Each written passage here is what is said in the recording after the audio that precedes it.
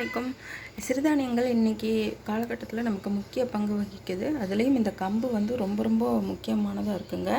கம்பு வந்து ரத்தத்தை சுத்திகரிக்குது, நம்ம உடல் ஆரோக்கியத்துக்கு ரொம்ப ரொம்ப அத்தியாவசியமாக இருக்குது. அப்போ இந்த கம்பை எப்படி சமைக்கணும் அப்படின்னா, இதை வந்து வறுத்து ஊற வைக்கணும். அப்படி இல்லாட்டி முளைக்கட்டி தான் ஊற வைக்கணும். இதில் எப்படி தோசை போடலாம் அப்படின்னா, முக்கியமாக கவனிக்கணும், வறுக்கணும், அப்படி இல்லாட்டி முளைக்கட்டணும். இப்படி தான் நம்ம வந்து சமைக்கணும்.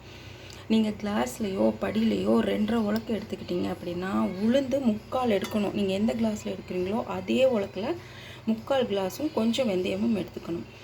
இது வந்து ஒரு 8 மணி நேரம் ஊற வைக்கணும். அதே மாதிரி 8 மணி நேரம் புளிக்க வைக்கணும். அதுதான் இதோட வந்து தன்மையே. அப்போ தான் வந்து நம்ம உடம்புக்கு ஆரோக்கியம் முழுசாக கிடைக்கும். உளுந்தை வந்து கிரைண்டரில் நைஸாக அரைச்சிக்கோங்க. இந்த கம்பு வந்து மிக்சியில் கொரகொரப்பாக அரைச்சி சேர்த்துக்கிட்டு அதுக்கப்புறம் நீங்கள் வந்து தோசை போடுங்க. இதே மாதிரி தான் ராகியும் சமைக்கணும்.